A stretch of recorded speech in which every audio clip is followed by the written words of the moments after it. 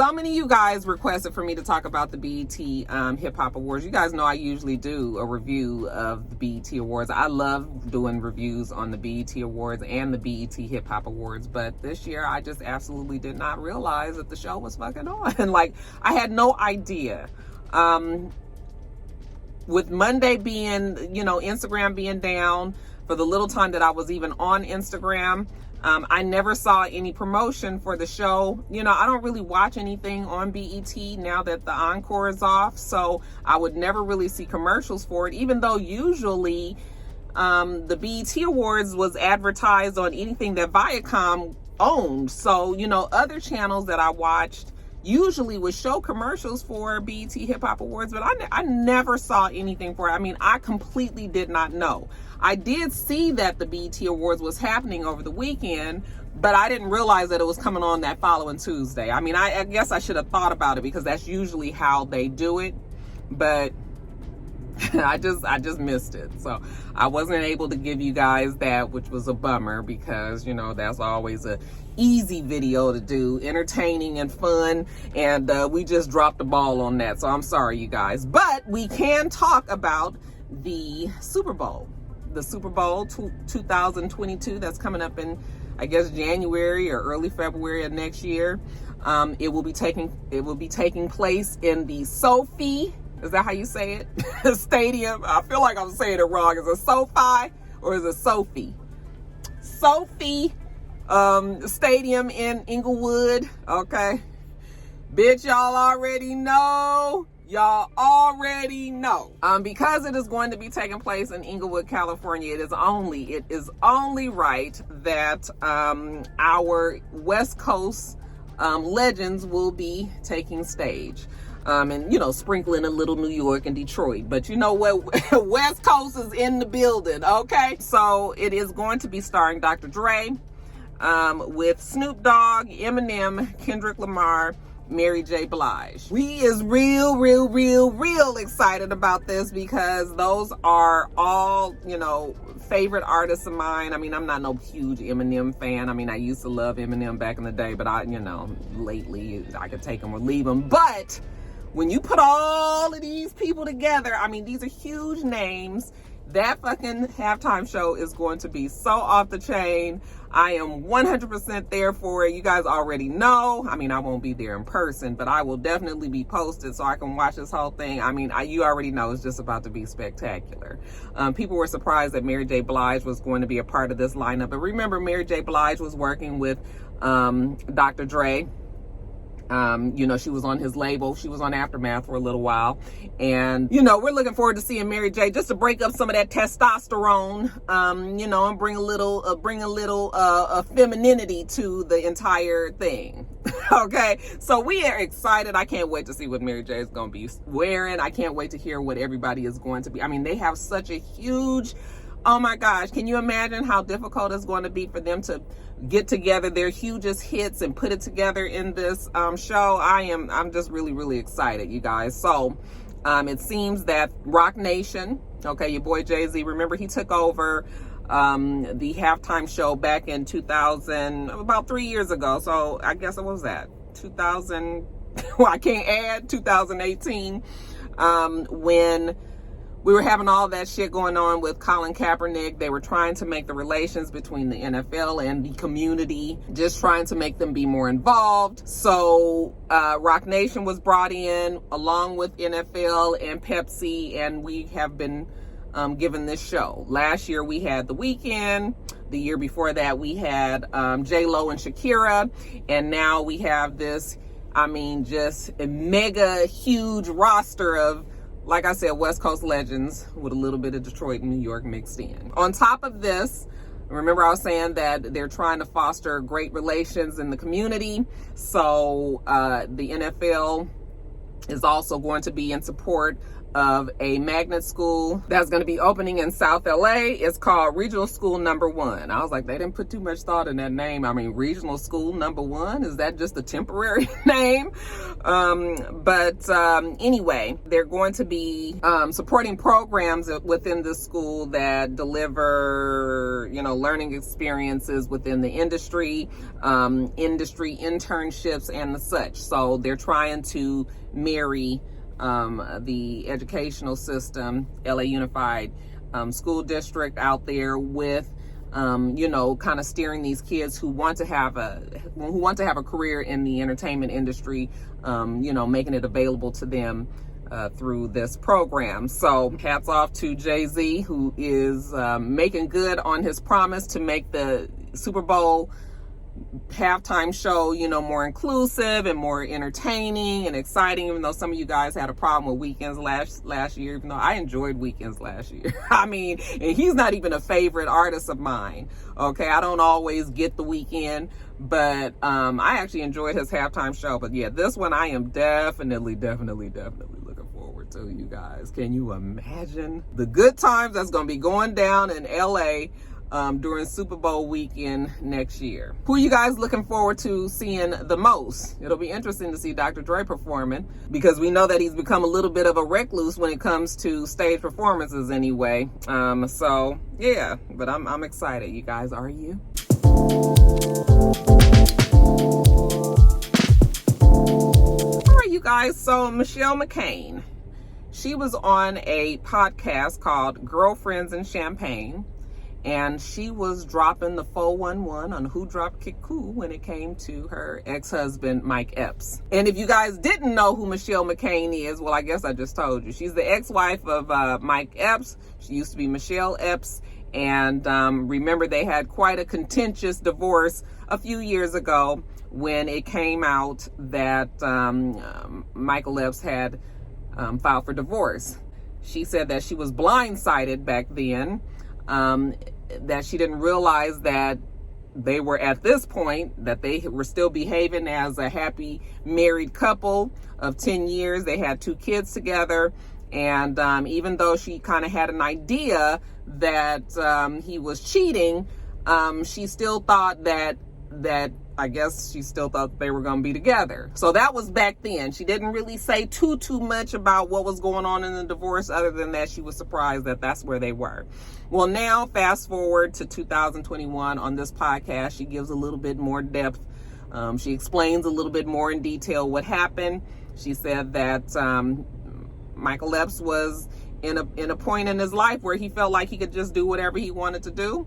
He was trolling on social media with other women while he was married, okay? And that she even pointed out on social media that, you know, that she saw it. She put the little eye emojis up, meaning like, I see what you're doing.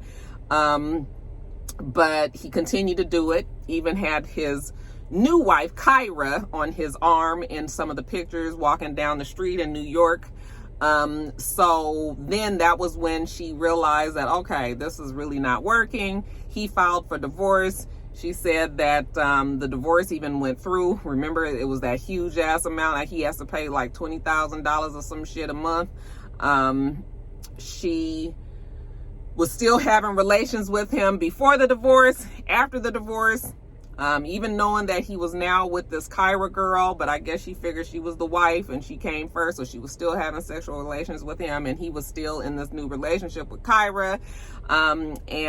She said that was the reason why she just did not fight for her marriage. She was like, because, I mean, clearly he wasn't fighting for it, so what the hell is she fighting for it for? 2, I was actually surprised that she came out and said this. 1, because it's already been settled. I'm assuming that he's moved on with his life and she's moved on with her life. She got her settlement, and it was actually favorable to her. I mean, she did very well in that divorce. But this goes to show you that some people are just not, people just have a hard time moving on, especially when it was something where they felt like they were wronged. You know, I mean, I understand why she feel like she just wanted to come out and say it now, but you know, I just was like, girl, I mean, we never thought that Mike Epps was all the nicest person anyway. I mean, we've had situations where he's showed his other side. when it came to his children, clearly when it came to her. So it wasn't really surprising to hear that he did something like this. I don't really know what she gets out of blasting him now, you know, especially since he's moved on and whatever. But I mean, I guess it was just on her heart that she needed to say something. So I was just like, girl, but I'm just going to hope that she eventually is able to make some peace with that. And because when she was talking about it, she was still emotional. So it was like, she ain't really over it like that. Okay. And, we've seen wives that have been with their husbands, from the beginning, help them get out of the dirt, out the mud, like some of you guys like to say, and been there. And then when they get to their new position in life, big celebrity, and working in Hollywood and all of that, then they upgrade to a newer version. It's clear Mike Epps has a type too, because his old wife and his new wife look alike. But, we see this happen, and it's too bad. It's unfortunate. The same thing happened with Kevin Hart and his wife, Tori, and his new wife, The Ribs. So it's not surprising. It's unfortunate. I just hope that she moves on and doesn't feel the need to be talking about this, because it just makes you look like, to people that are actually watching your story, it makes you look like you bitter. And she very well may be bitter, but I just hope that she's able to make peace with this and just move on, because girl, you know what? You probably got rid of a huge ass problem. Okay. You got your money. You obviously can afford your lifestyle that you need to have. Let Kyra, his new wife, if he's still on that shit, let the new wife handle it. Let her be the one to have to deal with this shit. You might have dodged a bullet into your old life, because what do I tell you all the time, bitch? When you get older, all you need is some fucking peace in your life. Okay. So that's what I'm asking for. That's what I'm hoping for Miss Michelle, that, she gets peace with this whole thing. But were you guys surprised to hear about Michael Epps? No, I wasn't.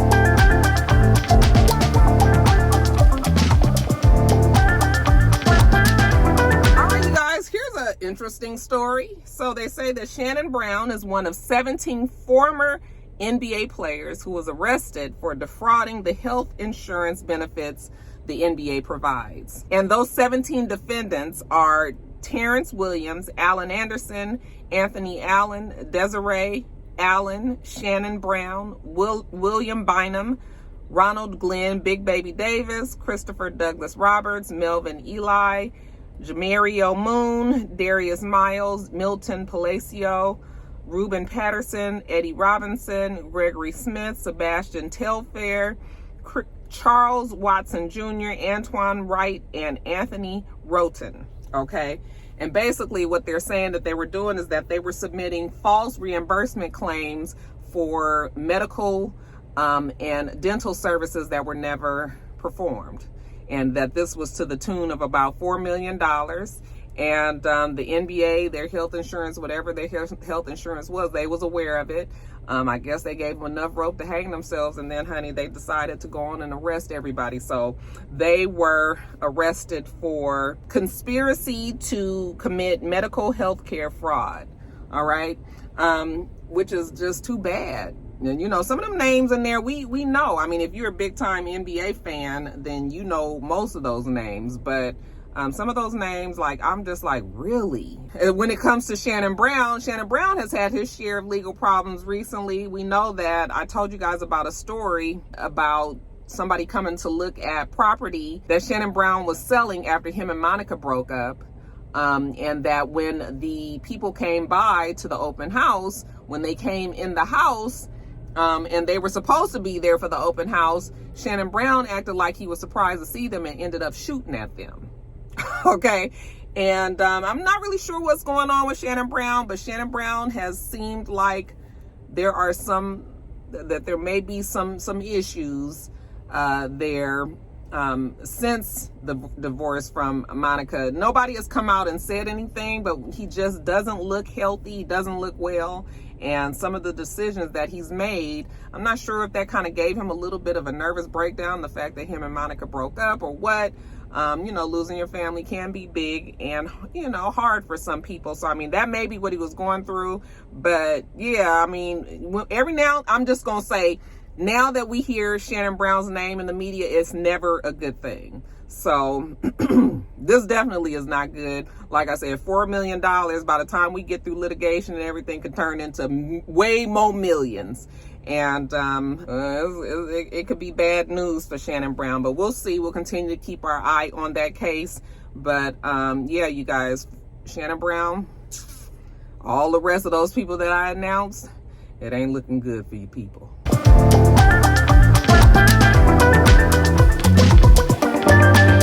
You guys, they're saying that Tina Turner has sold a large portion of her music catalog to BMG for $50 million. And I just listened to that and I was just floored, because $50 million seems like very low price for a Tina Turner catalog. I mean, can you think of all of the hits that the legend has made, and her catalog is now owned by BMG? It makes me sad to know that she felt the need to sell her catalog. I mean, when people do things like that, it seems like maybe because they need the money.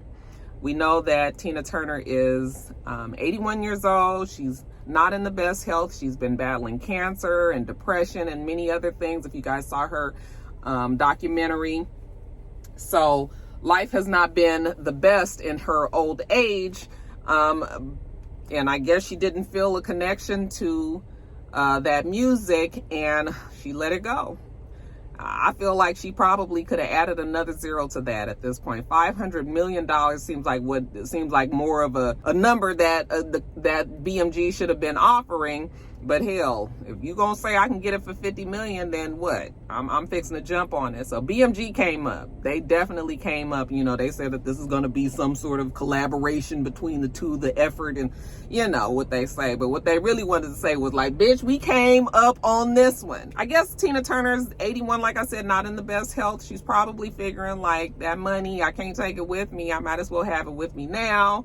But you know, and I know she has kids, so I mean, I guess the kids will get them. I don't know. It's just sad to me that you know, such that music is now in the hands of a company. It should belong to the artist, and if not to the artist, then the estate of the artist. All of that hard work, her fighting for her name, you know, and keeping the rights to all of the things that she's been able to achieve, and now it's just gone. So that was a sad story. That also just came across my iPad. Wanted to tell you guys that. But yeah, you guys, Tina Turner sells all her music off, or a good amount of her music, I should say. So doesn't that make you guys sad?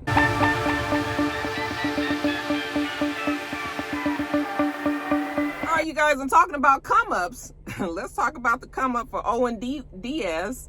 Owen Diaz was awarded $137 million in a Tesla lawsuit for racial discrimination. Okay, he was an elevator. He was a contracted elevator worker for Tesla at the Fremont Tesla plant in San Francisco. He was only working there 2015, 2016, and during that time there, he said that he was called nigga. He was treated unfairly. They would put swastikas on the walls and other racial, you know, racially inflammatory things on the walls, graffiti. And he said the environment was just very hostile. When they reported it to the supervisors, there was absolutely nothing done.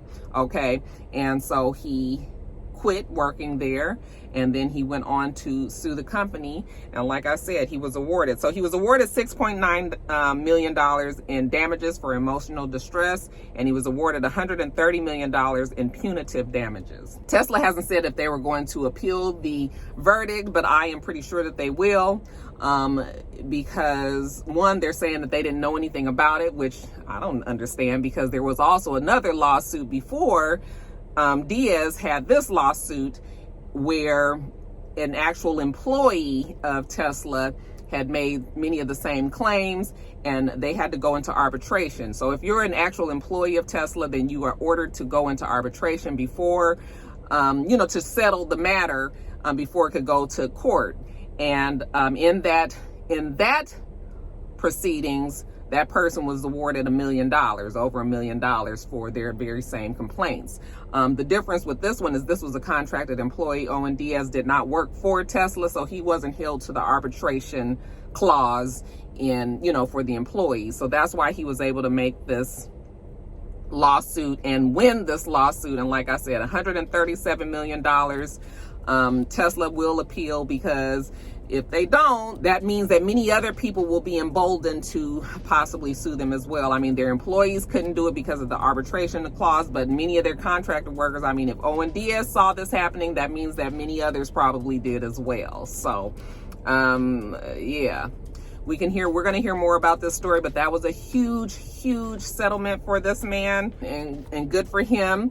African Americans should not have to face this type of discrimination, especially for a company that, you know, boasts the fact that they're all inclusive and equality and things like that. That's what they have on the outside. But when it comes down to the people that's working on the inside, that is not what's happening. We have discrimination and a uncomfortable environment for people of color to have to work in. So Owen Diaz came up $137 million. 6.9 and 130. So we'll see how, you know, how they break that up, if he gets any of it. I mean, he'll get some of it. I don't know about 137 million, but good for him. I'm not mad at all. And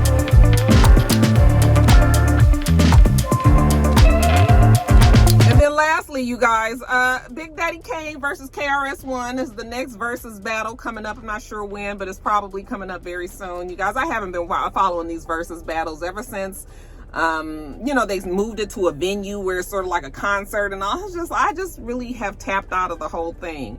Now, I do love Big Daddy Kane, and I mean, I like KRS-One. I used to love Boogie Down Productions back in the day. I mean, that is definitely my era. So that was my music. And, you know, even when I see Big Daddy Kane today, you know, when he all cleaned up and, you know, spruced up and all, he's still a good looking man, you know.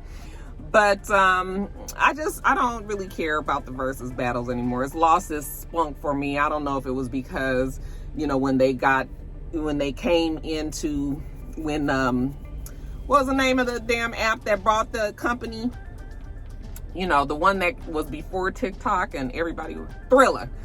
You know, once Thriller came and took over, it ain't the same. It ain't the same for me. So, I mean, I don't really care about it. But if you guys gonna watch it, it's coming up sometime soon. Y'all go on to the Versus Instagram and figure out when. Are you excited to see Big Daddy Kane and KRS-One? Or are you guys like me and the Versus has lost its steam? Let me know.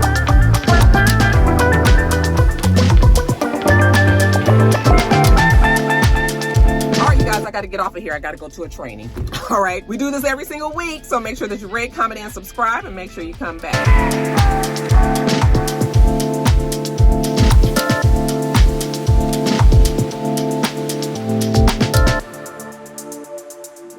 Until next time, rock stars. Bye.